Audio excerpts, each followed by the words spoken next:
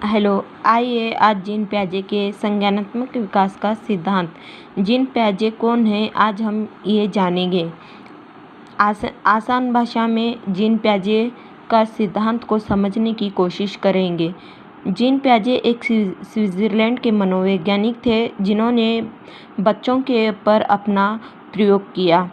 Gene पियाजे खुद के बच्चे पर ही सिद्धांत किया, उसकी बुद्धि का विकास जानने की कोशिश की। उन्होंने अपने स्वयं के बच्चे को अपनी खोज का विषय बनाया। बच्चे जैसे जैसे बड़े होते गए, उनके मानसिक विकास संबंधी क्रियाओं को वो बड़ी बारीक से अध्ययन करते रहे। इस तरह उनके विचारों और उनके मस्तिष्क के बारे में पता चला। जीन पियाजे उन्होंने मानसिक या संज्ञानात्मक विकास के सिद्धांत के नाम से जाना जाता है। जीन पियाजे के अनुसार प्रक्रिया जिस द्वारा संज्ञानात्मक संरचना को संशोधित किया जाता है, समावेशन कहलाती है। संज्ञानात्मक यानी अपनी बुद्धि जिस तरह से बढ़ती है, उसी तरह अपना विकास होते रहता है।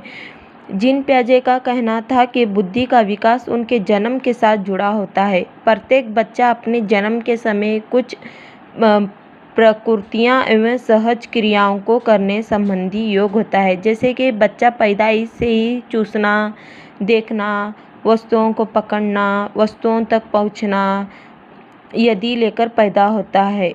जन्म के समय बालक के पास बुद्धि संरचना के रूप में ऐसी प्रकार की क्रियाओं को करने की क्षमता होती है, परंतु जैसे जैसे बच्चा बड़ा होता है, उनकी बुद्धि क्रियाओं का दायरा बढ़ जाता है। जीन पियाजे का कहना है कि जैसे जैसे बच्चा बड़ा होता है, उनकी बुद्धि का भी विकास बढ़ने लगता है।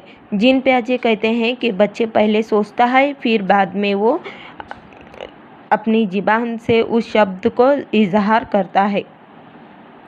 पियाजे के संज्ञानात्मक विकास के सिद्धांत के अनुसार हमारे विचार और तर्क अनुकूलन के भाग है। संज्ञानात्मक विकास एक निश्चित अवस्था के क्रम होता है।